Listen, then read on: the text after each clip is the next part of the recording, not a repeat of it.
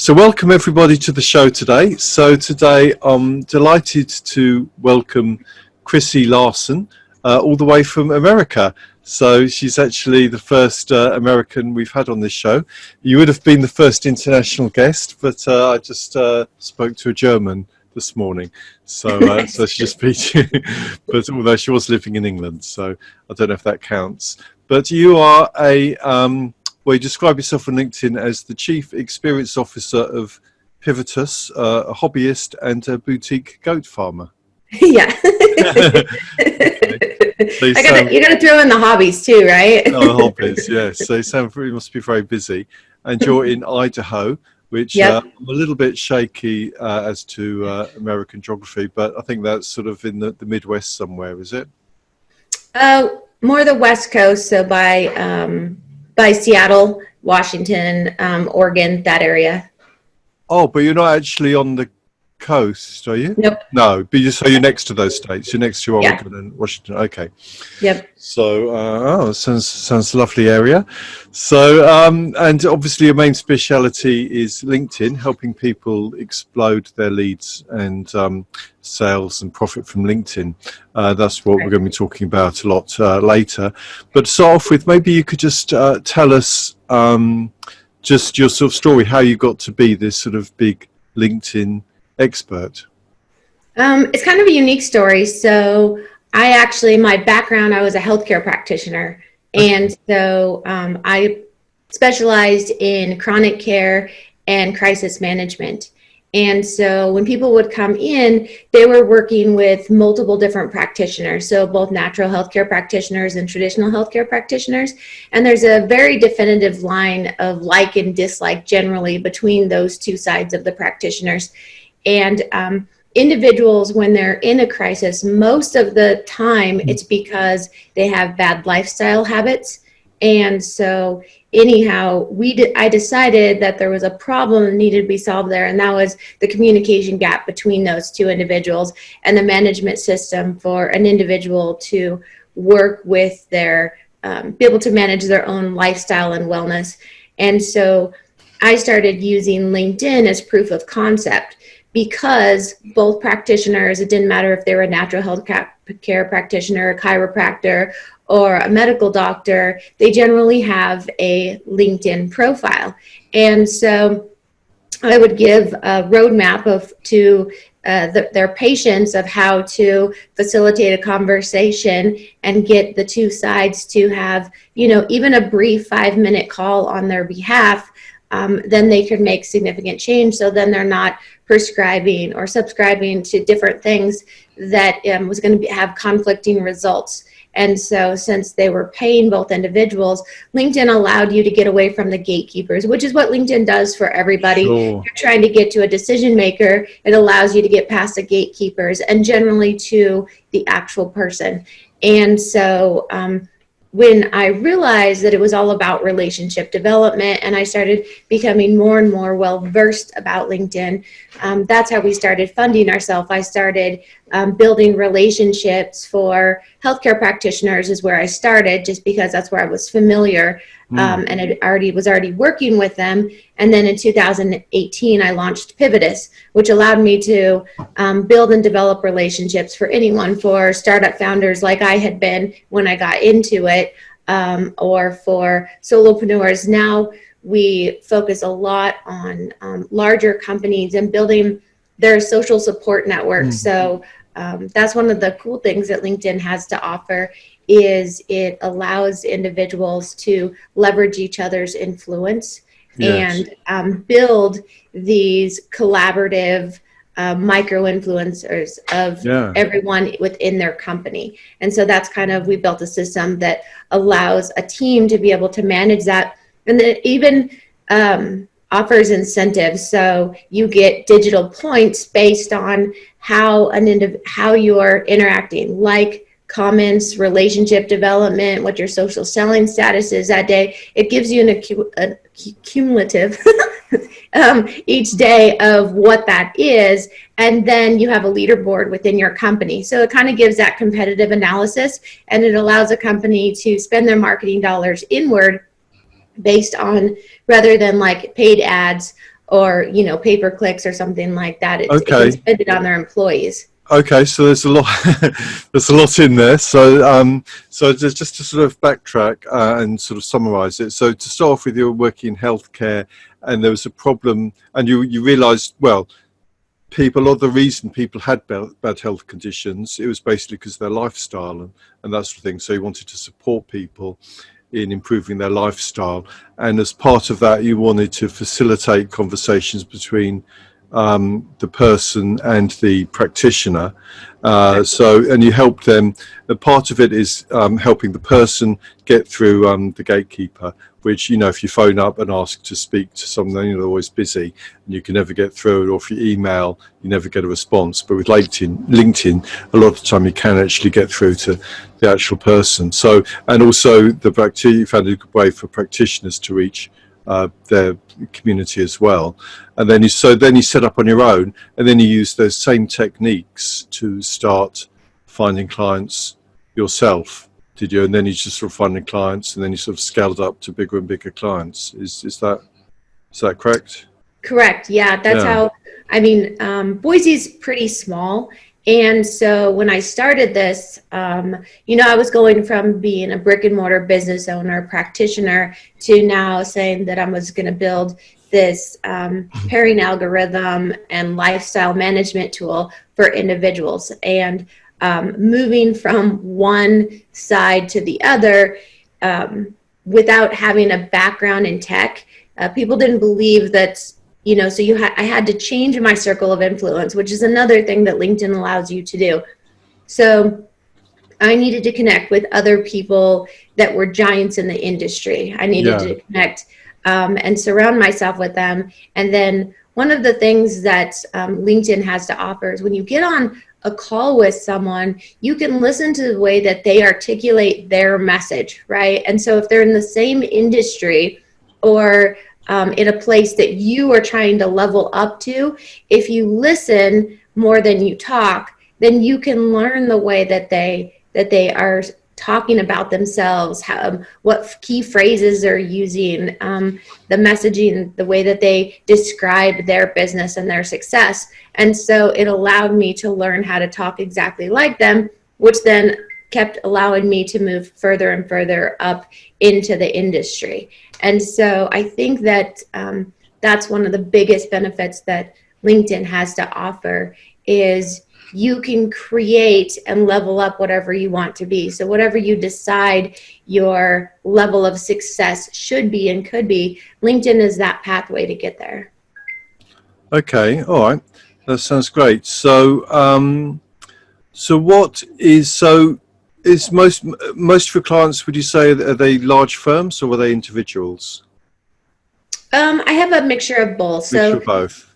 Yeah, one of the things, I wanted it to be accessible to anybody. So I wanted it to be accessible, the information, the how, the whys, the whats, to the solopreneur. But yet for someone as they progress up, I have different levels of engagement of how we work with somebody. So I have someone that can afford it from the small, from just a single person, a single entity, all the way up to enterprise level. And is mostly what you do is you teach people how to do this, or is it a done for you service that you do mostly? I would say right now I have a mixture of both, like 50-50. Okay. Oh, really? Okay. Oh, okay. So, so if someone came to you as an individual, maybe a consultant or coach or something like that, what would be, what would you recommend that they do to get more leads from LinkedIn?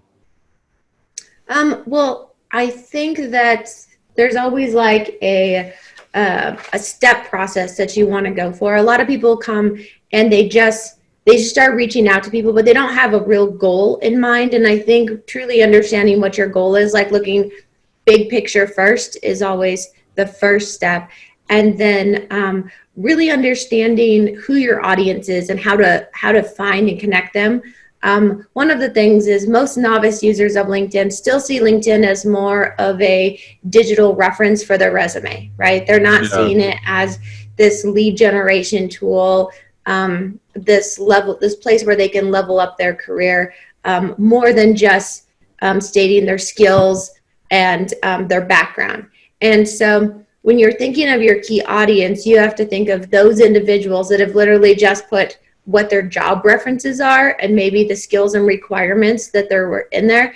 And so I think that's the next step, is understanding how to find and attract your key prospects on there. And then what we've seen with a lot of our customers and a lot of people that I've consulted is they don't know what they're offering. They're kind of just going out there, and they don't have like the value first value ladder, where it's you come in and you can come in at different levels, or you can come in here and then level up to here. But it's much easier to sell someone that's already happy with your service, upgrade them to the next product or service that you have, rather than continually looking for new individuals. I think those are probably the biggest things that you need to understand when you're getting ready to prospect, and then understanding how to close your deal. When you get them on the phone, what do you offer them, and how do you attract them to the next call or to ask for your service? And so it's just creating that really attractive offer that they cannot move away from, and then building that influence where you're the obvious choice. Well, okay, so there's a lot in there. So to start off with, so you need to have a goal. I mean, I find that a lot of people on LinkedIn, they say, oh, let's have a chat. But, and I've had a lot of these chats, and they never really seem to sort of go anywhere, because neither of us sort of really know what our offer is. And the other thing is who your audience is. Yes, to have like an idea of the avatar of the person you want to reach. And then do you use Sales Navigator? Do you? What level? I use Sales Navigator for search queries. I don't use it as like my CRM. I don't like how it moves the messages into a different messaging system. Yeah. And so I don't use it purely for that. And then when I'm working with clients, it's really confusing if we're helping them with their messaging and monitoring what they're doing, and they're over here in Sales Navigator having a conversation, because it'll show up as two separate conversations. I know, it's annoying, that, isn't it? Yeah. Yeah, I dislike that about Sales Navigator. So I usually suggest if someone has Business Premium, if you just use the Boolean searches, then you can get as specific. Anyhow, there's a lot of like reverse engineering and in searches that you can do, and filtering systems just with Business Premium. So I do think you need a premium service, but I'm not a huge fan of Sales Navigator. Okay, so what's the difference between Business Premium and Navigator? Which one is this Navigator more expensive then? It is, yeah. Oh, really? So, but you do all your messaging within Business Premium? Yep. Oh, okay, just so because it keeps it all together. You don't get it keeps it all together, and when you're doing outreach correctly, you'll have a lot of people messaging, and so in order to be able to manage your inbox and not look like you're just doing it as a marketing, like you're there, you want it to be manageable, because you want to give everyone the attention they deserve. And so if you're doing it at mass, you want it to be in a place that you can just go to one place and deal with it. Okay. And then you said about the profile, rather than just have it as a resume, is more that you turn it into a sort of sales letter. I mean, that's really where the story selling comes in. Yeah. Like, what is your story? How do you hook that person? What makes you stand out in the crowd? One of the things that LinkedIn allows you to do is kind of put your stake in the ground and say, I'm the expert in this. So when someone references you, what do they say that you're an expert at? Like, what is the difference? If you're not in the room, what are they talking about you about? Everyone always talks about my goats, and they talk about LinkedIn. Yes. And so that's kind of the two things that I'm known for. And so that's really what you have to do, is make sure that you have something that you're known for. and stand out, and just, you know, if you have to whiteboard it out, all the different things, you need that key phrase or key word that describes you. Okay. And then, yes, so you talk about the offer, the attractive offer, the value ladder. And I think a lot of these concepts, well, I know about because I've learned from Russell Brunson, who I think is also from Boise, isn't he? So it's Right. Yep. So yes, and it's all like really, really good stuff. So you're just applying that same philosophy of sales to LinkedIn. Okay, so I mean, and then you just sort of recommend that people just send a lot of messages out to their sort of target prospects. Yeah. So, I mean, like I said, with a plan in mind. So you said you've got on calls with a lot of people and it really doesn't go anywhere because you don't have a plan of, you know, of action. So have you used Crystal Knows on LinkedIn? What did you say, Crystal? Yeah, Crystal Knows. No. So Crystal Knows is a personality AI that you can scan someone's profile, and it gives you their DISC assessment based on their digital footprint.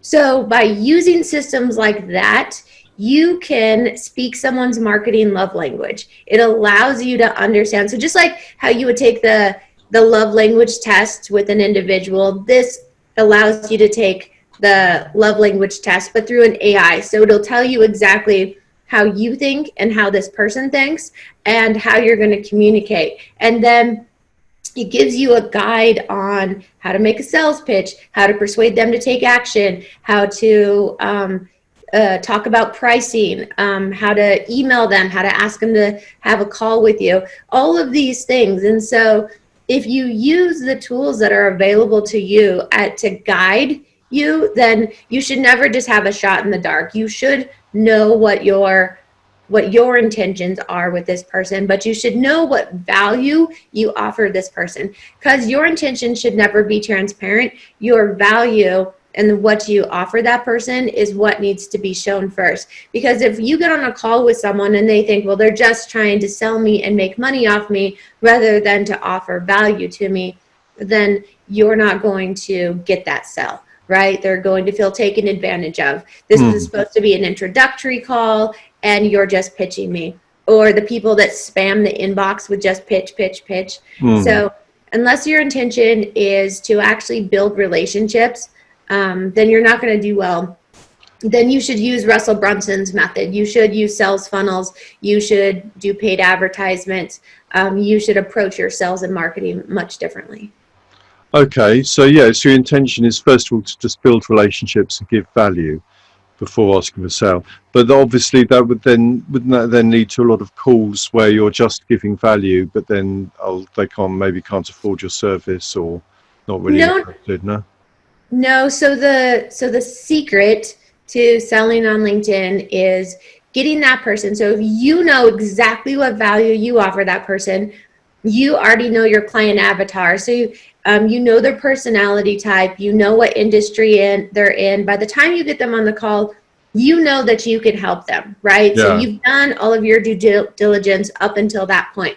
So when you get them on the call, now you're just making sure that everything that you found on them is still up to date and accurate. I mean, we're in the midst of a pandemic and most people aren't going to change their profile to be like, hey, I lost my job, or I'm on furlough. You know what I mean? All of these things that are happening. My business is doing bad because of COVID. Like there's all of these different things that are happening in our economy in the world today that someone isn't transparently going to put on their LinkedIn profile. So just getting on the phone and assuming that you're going to sell someone based on what you read isn't there. So when you get them on the phone, if you get them to do most of the talking, and people will tell you, if you ask the right questions, they'll give you the right answers, right? So if you know what questions pull the information out of someone that is going to clarify that they are in a place that they can, one, afford your services, two, that they need your services, right? So if you do that, then the magic is in the follow-up. So then you create a really fantastic follow-up that says, hey, it was so great to talk to you. Based on what you said, I feel that there's some ways that we can work together, and here's my thoughts on the matter. And then you give all the value there. So it's in the follow-up. So if you can wow them, you can make them feel valued, and then you can then show them into it. You shouldn't have to have a lot of calls, because you've already built the attraction. You've established your expertise and proved it while you're on the phone. You made them feel valuable, and you didn't pitch them. Now you're coming back and saying, based on said, and you're using their own words, because people, you just use the exact language that they told you. I have this pain point. Well, based on what you said, and then you quote them, I can solve this problem for you, or someone I know can solve this problem for you, because you can't solve everyone's problems, right? So then that's where you make the introductions.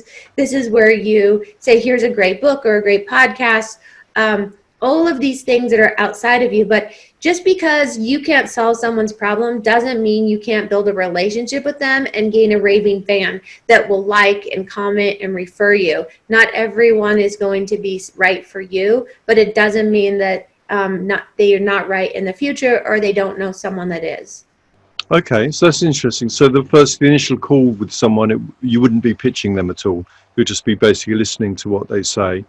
And if you can give value on the call, then yes, give as much value as you can. And then after the call, then you would message them with a sort of with just a more written proposal, just sort of saying that you could help them, you could help solve their problems, and you repeat back what their problems are in their own language. Is that right? Correct. Yeah. Yes. If you do that, then you'll see a significant difference.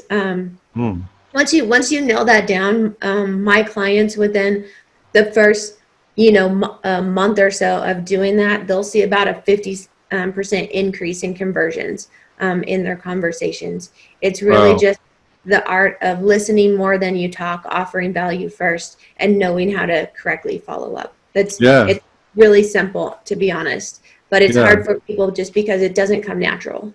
Sure. Okay, so what I'd like to do now is just share my screen and just look at your sort of website and so on. And I would, check the website before you do. It was down this morning because we're uploading our new learning management system. And I was just on the phone with my developer before we hopped on. So I don't know if he said it was going to be down for about 45 minutes. So it might not be up right now. No, it is up. It is up. It's up? Okay. Pivot to social, yeah. Okay, let's go for it.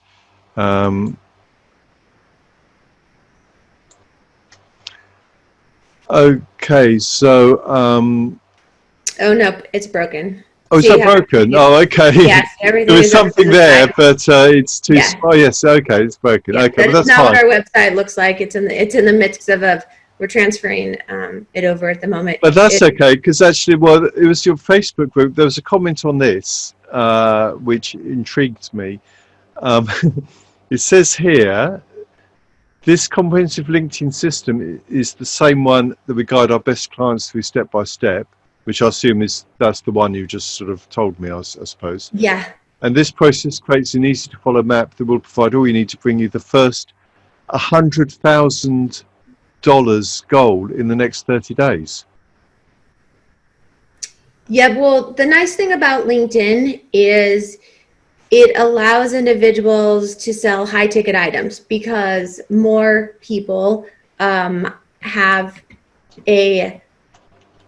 like I said, you're getting to the decision makers, right? You're not on there to sell an individual product. It would be very hard to sell a $29 product and build relationships and sell $100,000 in 30 days. But if you sell a higher ticket item, you can definitely do that. You can get in front of enough people, you can build that rapport, and a lot of it. So the secret to this, and I'll tell you like the secret sauce of how I actually get people to do that. So it is teams. So like right now we have a team that has 98 employees. So we build their social selling system for these 98 employees. We have, through our system that we developed, we can attach all of their LinkedIn profiles, and based on content, likes, support, sharing, and outreach, if they're reaching out and get in front of 100 new people every single day, and they're sending out messages, and they're bringing awareness, they quickly become what you call, like, if you said you're familiar with Russell Brunson, I know he's talked about this on his podcast, like a category king, right? Yeah. So if you can bring a team, even a small team, say a team of 10 or 12, if you can bring a 10 or 12 people together, and in 30 days, you're reaching out to 100 new people from every one of those profiles every single day with a goal in mind, you know your audience, you know what you're doing, and you kind of go over all of the region that you're looking for, you know what industry, what companies you're targeting, and through content and outreach, you can reach that $100,000 goal. Now, you can also do this through your customers if you have a referral-based system. So you can offer referral networks. If you're a solopreneur, you can accomplish this also by doing this referral-based. So like an affiliate system, which is another thing that like Russell does with all of his stuff, is he does, you know, that's how he's got to his $100,000, or, you know, I guess his was $100 million that he got to, but he did that through affiliate systems. Like his big money drive is through his affiliates. And so it's the same thing. It's building this social selling and social marketing platform that has massive, and you take over the news feeds, basically. Oh, you take over the newsfeed. Okay. So you could get a team of many people working for you, and then they would be pushing out content, messaging people. Is that the yeah, so we show you how to schedule content. I mean, obviously the best way to accomplish this is to do scheduled content. So to build all of your content, because you're building your strategy. So it's just like you're building a roadmap, right? So each day, each week, we have 30 days. What are we trying to accomplish? What is the message we're, you know, doing? Do we have a big launch? Do we have something coming up? Are we doing multiple lives, webinars, all this stuff? So if you have a plan in place and you follow the roadmap, we can see on our end the speed of likes. When someone likes something, we can see exactly what industry, what company they work for, who their personality types are. Now that's the other secret that we teach in our course, is we have an AI that goes in and listens when you're on a call. So it then transcribes what you talk about, and based on that person's personality type and the questions they ask, that's how we create all of the content. So if you have a team that's on the calls, even in 1 week's time, you can get enough content based on the questions that they have for 30 days. And so your calls will actually write your content, because you're talking about the questions that people have, and you're using their language, right, which is going to resonate with them. And then you're putting that out there over and over and over again. So you're using the exact language that your exact client avatar speaks to engage them. And you're listening to the pushback. When you get on the phone, if someone doesn't buy from you, they're usually going to tell you why they're not going to buy from you if you're asking the right questions. And so if you listen and then you solve that problem as you go, then you can just amplify your message. And the nice thing about using and turning your team into a brand asset is it elevates their social selling index, each individual person. You're familiar with what that is, the social selling index? No, can you explain it? So up in the search query, just put in social selling index.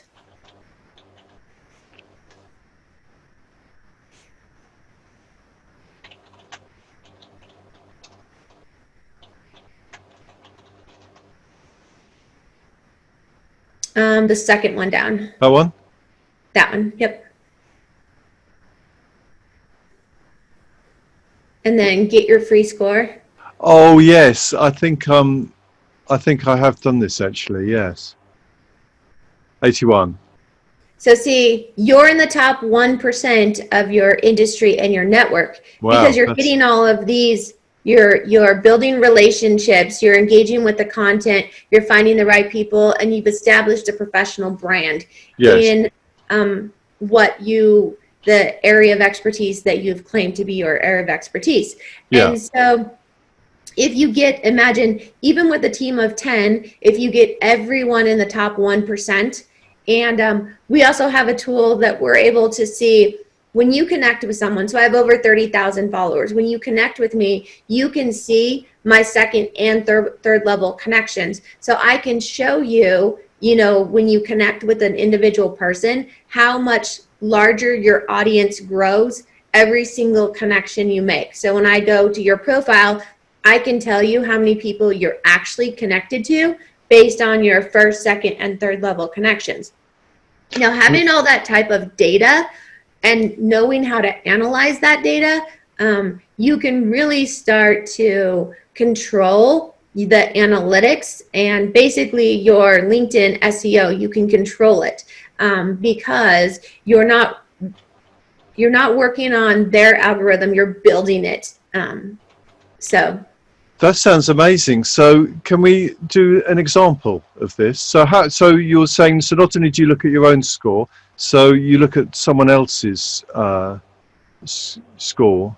Do you? So you just type in. Yeah. So within our system, I can pull, and it automatically pulls everyone's scores. Then is that your own proprietary system? So yeah. I can't do it on this. And then also, you can go in and, like I said, so we pull the personalities, and Crystal Knows has an open API, so we just pull that information into our system, and then we're able to see the individual personality types associated with those likes, those comments, that interaction and engagement. So it's KNOWS. Oh, okay. Yeah, hang on, this looks a bit dodgy. Okay, so it's, what is it? Crystal, just like that, and then the other way. So it's CRYSTAL KNOWS. And then what? K. That type of nose. Yeah. Okay. Okay. I mean, maybe could you share your screen and sort of demonstrate?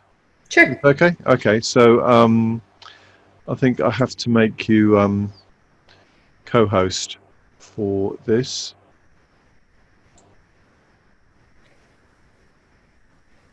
Yeah. There you go. Okay. Let me go find one.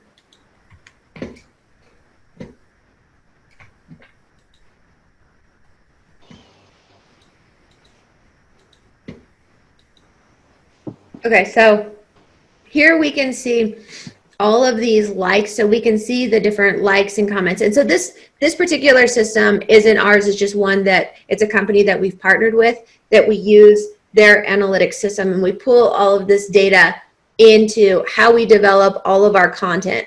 So based on, so you can see the views, the likes, the comments, the speed of comments, the speed of likes, everything is time stamped. So here you can see the different companies that interacted, where they came from, the different occupations that they were in, the different regions as to where they're at. So this is like where we talked about, if you truly know your audience and you know who you're trying to get in from, and you start there, then you can develop your campaigns, you can develop your messaging to be created specifically to attract those individuals. So knowing your audience is bigger than just knowing that you want to sell to them. It's knowing which charities, what community support networks, what are, even if you can find out what are the religious and political views, which if you go onto someone's profile, a lot of times you can read that as to what colleges they went to, what they support. So if you go in and you analyze the people that are talking, now the cool thing is you can see everyone that liked. So from here, I can look at every single person reaction, and I can go to their profile.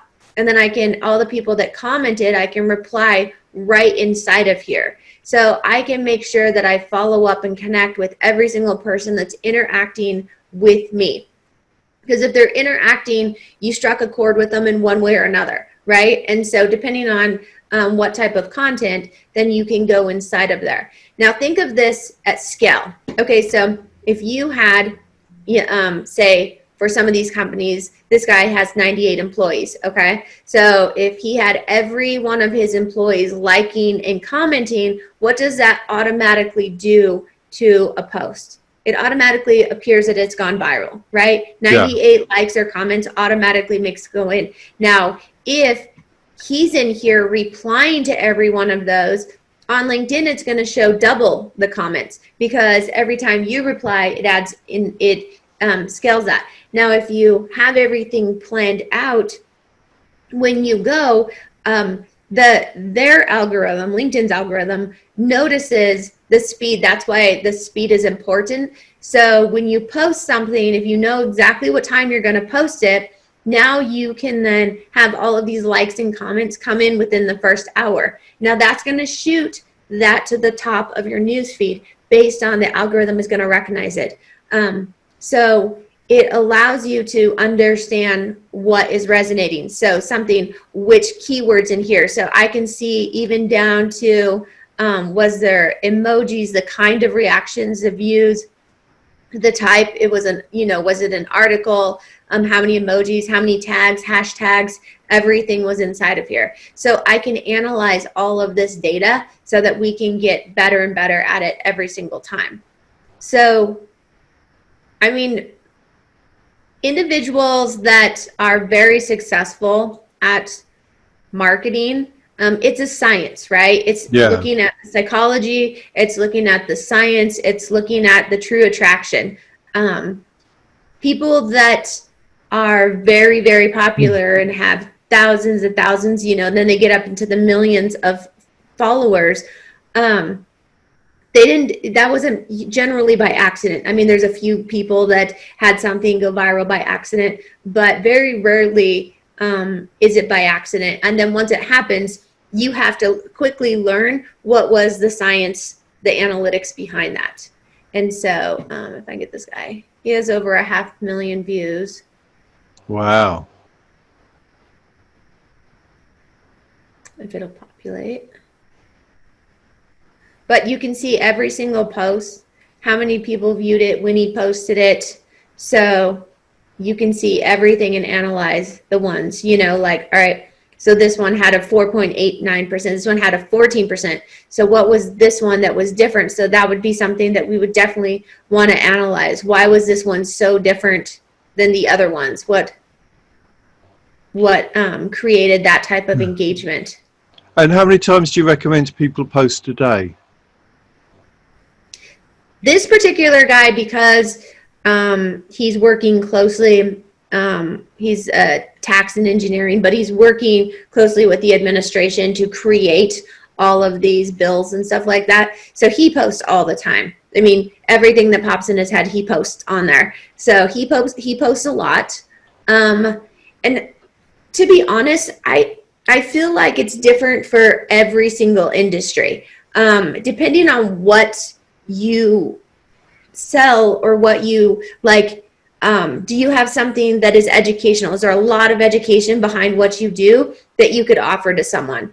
Do you have a lot of, do you have a great company culture? Do you guys do a lot of stuff together? Do you have, is there exterior products or services that you could talk about? Is there a lot of movement in your industry? Is it volatile? Like, there's so many different things. It really depends on what you do and how you do it, of how many times you can post. If there's a lot of information that you have that people want, I don't think that there's a problem with posting a lot, as long as you're not posting the exact same type of stuff.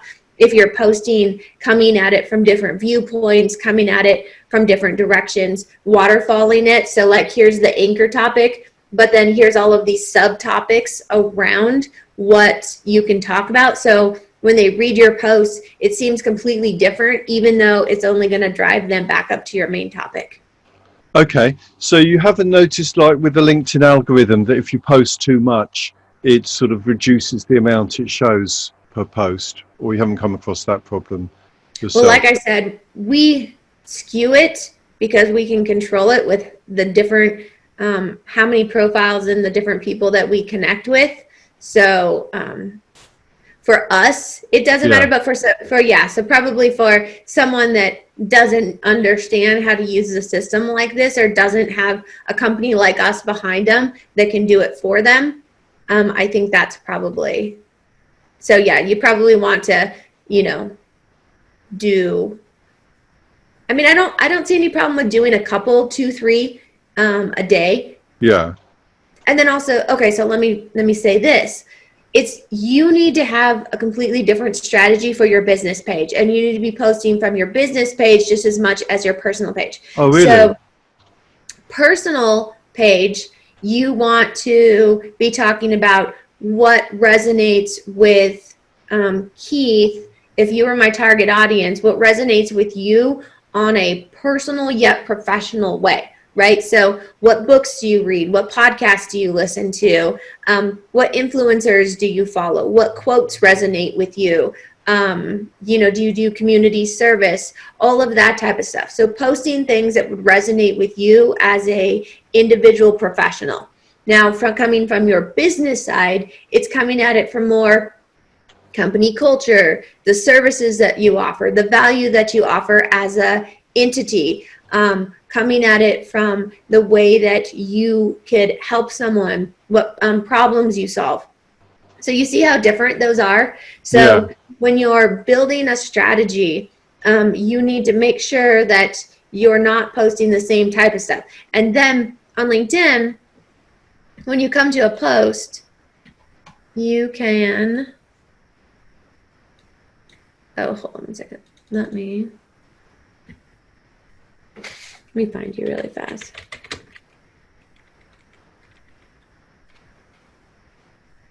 All right, so let me profile you. Oh, so we're not actually connected. It's got me as a second. I was in someone else's profile. Okay. I think we're connected.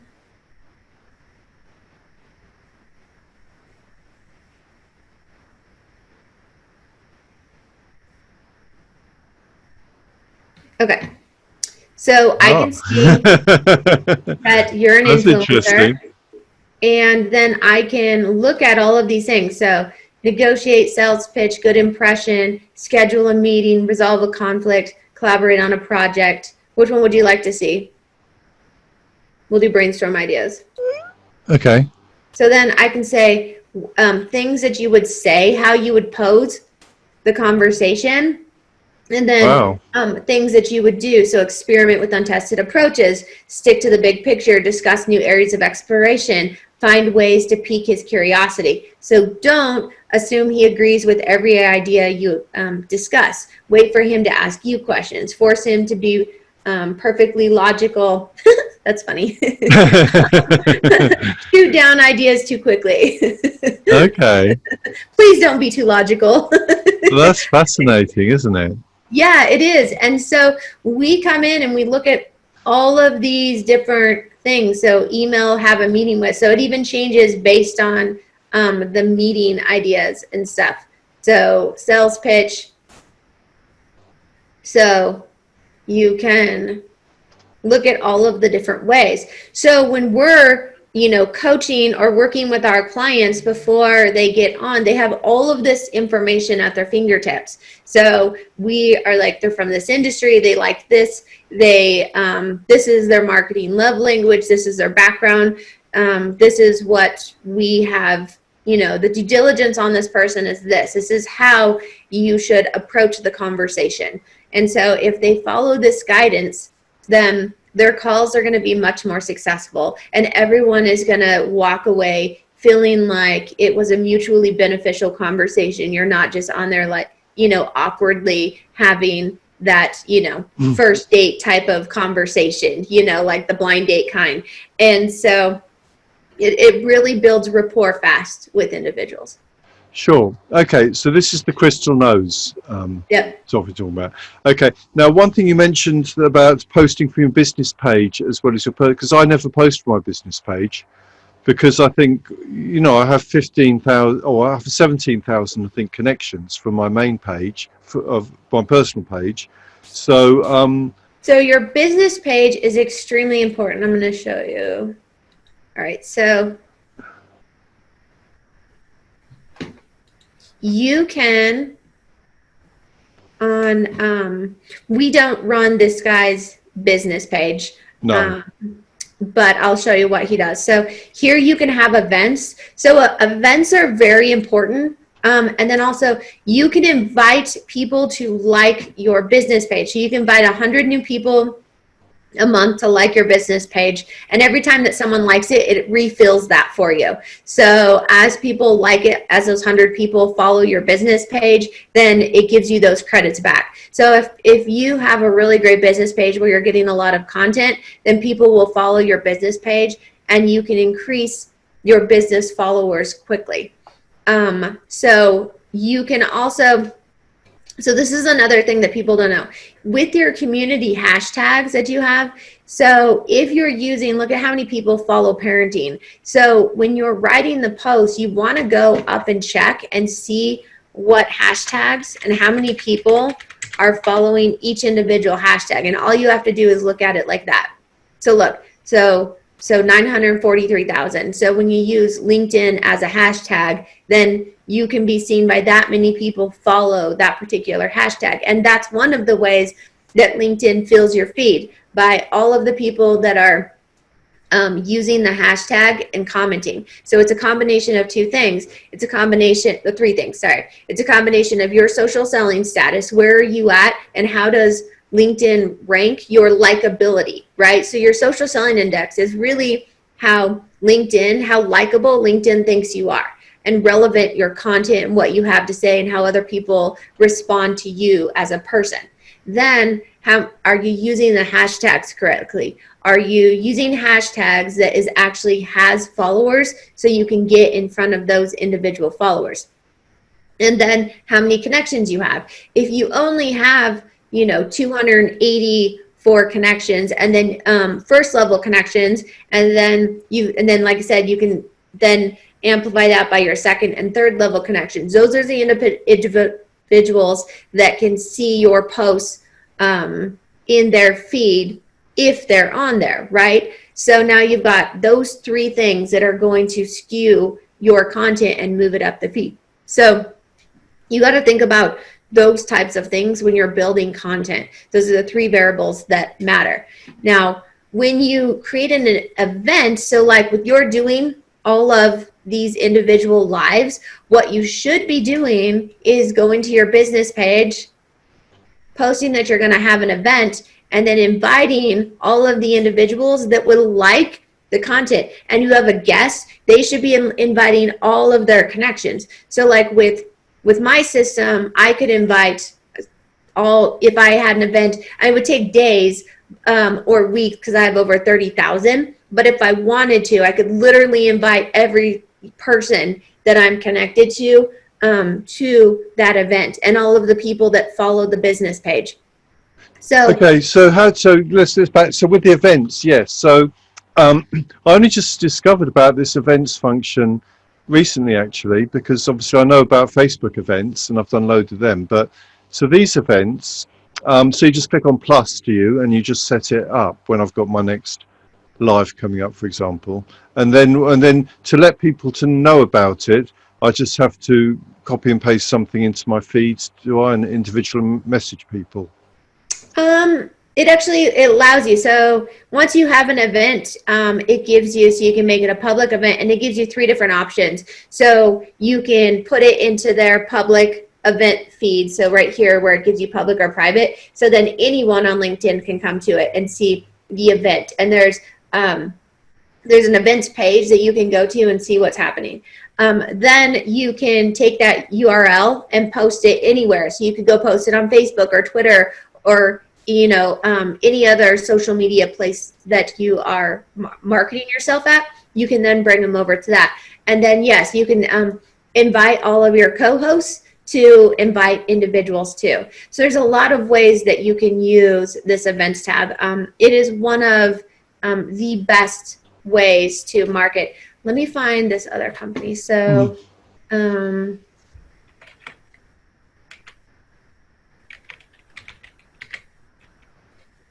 I spell that wrong? I think I did. I spelled Patagonia. Do you know what I'm talking about? The T, is it T? Yeah. Patagonia, yeah. Oh yeah, it is.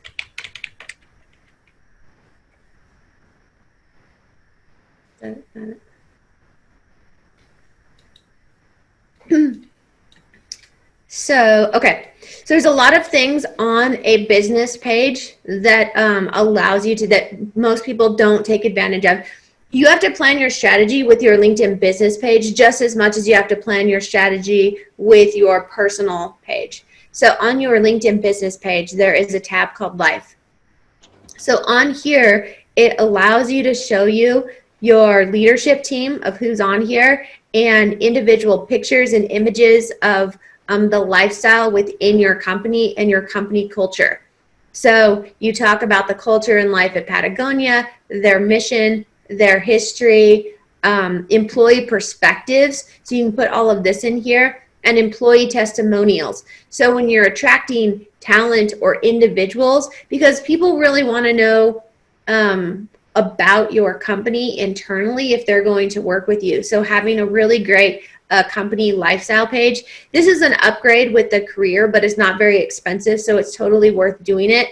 So when we're working with bigger companies and we're building this, turning everyone into a brand asset, and we're using this inclusion of social marketing, then this is one of the first things that we set up for them, is we come in and we set up their business. You have to upgrade, did you say, to be able to do that? Yeah. What's it called? Do you know how you upgrade or what? It's the career. Hold on, I'll show you. Go back to his.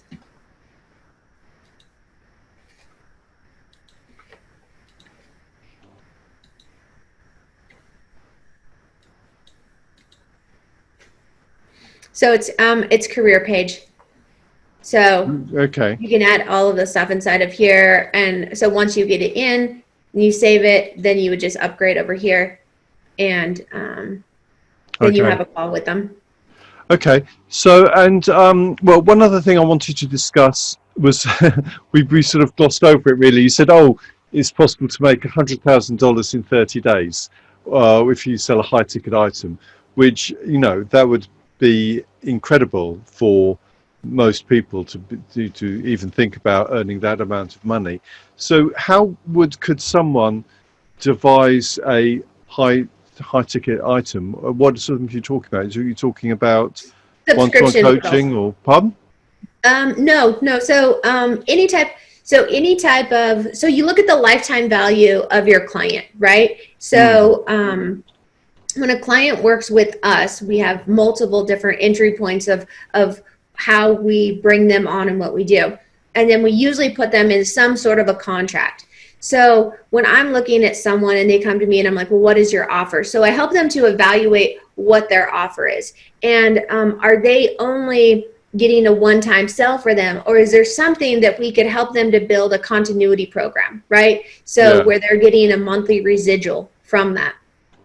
So the goal of doing 100,000 is one, looking at, do you have a team that you can tap into? Can there be one to many, right? And so doing and figuring out what is your one to many. How can you amplify what your team or what you as an individual are doing to be seen by many? Understanding what your bandwidth is. And if you only have so much bandwidth, because like I said, first we have to assess, do you even have the bandwidth to bring on clients equal to 100,000? And if you don't, do you have a product or a service that we could maybe change or modify, help you to redo, so that we could get you to a service that you can, it is manageable for you to make that amount of money.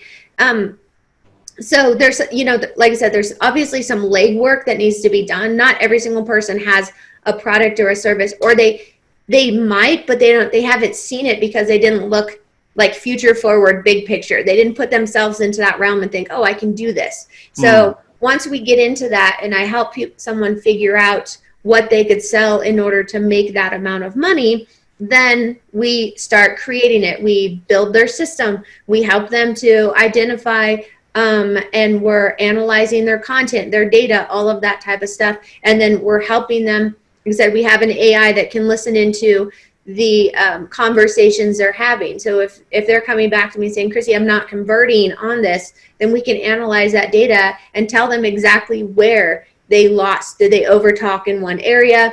Did they pitch too soon? Did they not clarify if that person actually was in a position to purchase or needed their service?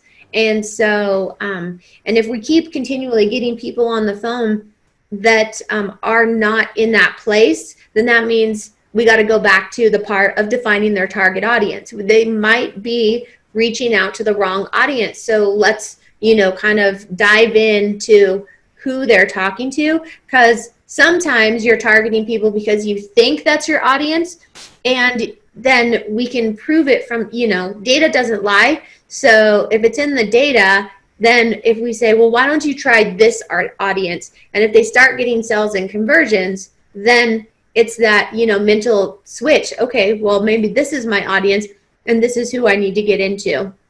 So it takes some work, but it's easier than you think, because most people have something inside of them that they can sell, or they have a service that they can change to think of a way that they can amplify. And if they have a team, they already have the tools that they need in order to do this using LinkedIn. Sounds amazing. Okay, so we've only we've only got a few minutes left, because I want to be respectful of your time and our listeners' time. So maybe, could you talk about, if someone wants to work with you, what are the different ways? I think your site's probably still down, is it? Maybe you want to check. Yeah, it should probably be, it'll be up within the hour, I'm sure. Okay. Yeah. So if someone wants to work, what are the different ways that someone can work with you and find out more about all this? Sure. So for like an individual user, yes, we have what I call is my LinkedIn Secrets course and consulting service. So you get access to the relationship management tool that we developed. You get access to all of this training, this 9-step training that I keep talking about, that, the 9 steps that take you through social selling success. And so that is $597 a month for us to be your technical support, to use our tool, and to go through our training system. Then we have the next level, where we're working with you. We're building those relationships for you. We're helping you to book those appointments. We're analyzing the data, that type of stuff. That's the next level up. That's our option 2. And then how much is that one? What? That one's $1,500 a month. Yeah. And then the next level is where we're kind of taking over as your LinkedIn marketing agency. So we're building out your content and your personal business page. We're building out your personal page, so your personal brand and your professional brand. We're building all of that content, and we're booking all of your appointments. And that one's $5,000 a month.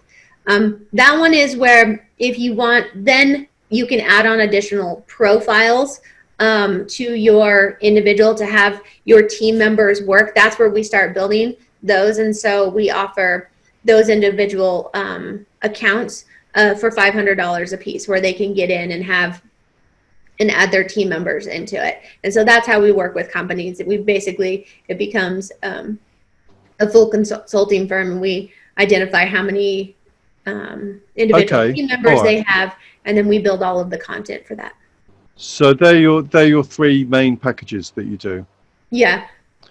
You don't do do you do any other things like info products, where someone can just buy an info product from you about your system, or? That'll be out soon, where it's just the course on how to do that. I wrote a book on it, so I'm going to be publishing the book and the course by itself, so they can learn how to do it. It's hard if you're not using tools and you don't understand the technology. We use a lot of AI and a lot of analytics, and so it makes it difficult if you're not going to do it. And to be honest, when people are using any type of virtual assistance tool, with our internal tool, we don't sell it outside unless you're working with us and we can monitor what you're doing, because we don't want people to use it incorrectly. Like we don't want our name to be associated with spam. And so that's why we hold that behind the scenes, and don't let anyone use that unless they're working with our technical support team and with us as a consulting firm. But there's a lot of tools and resources out there on the market that you can get. So that's where the book is going to be the theories and the psychology behind everything, the whys, the whats, the hows, but not necessarily individual tools per se. It's just, the suggestions of these tools that you can go use. And so you're going to put that on Amazon, are you, the book? Yeah. So to find out about that, we just, follow you, I suppose, and we see an announcement. Or do you have like a newsletter we can sign up for? Yeah, so when you post, I can go in and post everything in the feed underneath all the links. So I can go in and do that. But just on LinkedIn, I'll be posting all of this stuff on there of everything that we do. Okay. Like I said, the website will be fixed, and we were hoping that it would be fixed and up and running by today. Unfortunate timing. So we broke it when we were adding all of this new content last night. So. Oh, really? Okay. Yeah. And okay. And you don't do sort of one-to-one consultancy as such? You don't sell your time? I do. It's just on just kind of on a.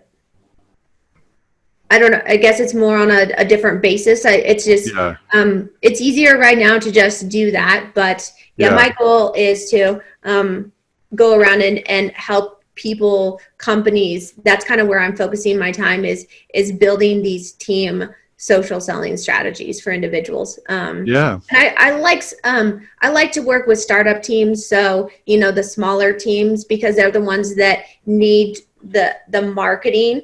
And they need that organic reach. So they're not using a ton of marketing dollars. And a lot of times when you're a startup, you need to hear yourself pitch in order to really hone in that elevator pitch, so you can keep elevating yourself up and change your circle of influence, because you have to get around the right people. You have to make an impression on investors. You have to make an impression on, new clients and prospective businesses and collaborations. So I like to work with the smaller companies that are trying to really build a difference in what they're doing. Okay, that sounds great. I'm just trying to stop the share because we're coming up to the end of the hour. So so thank you very much for being on the call. It's been incredibly interesting. I'm really excited to be your first first American. Yes. So hopefully you'll be able to break into the UK market. You've given me loads of amazing ideas, and I can see I'm not really utilising, even though I am in the top 1%, I'm not utilising it as much as I could be. So it's been fascinating talking to you. All right, so and hopefully at some point in the future, maybe in 6 months, a year or something, we'll have another call, and I'm sure you'll have a lot more insights and things you can show us then. So so wish you all the best with your business and everything, and I hope that all our listeners will go to your website and study it and use as much learnings as they can get from it. Thank you so much. It was a pleasure to be on here and talk about. I'm obviously a LinkedIn geek, so I enjoy talking about it. Yeah.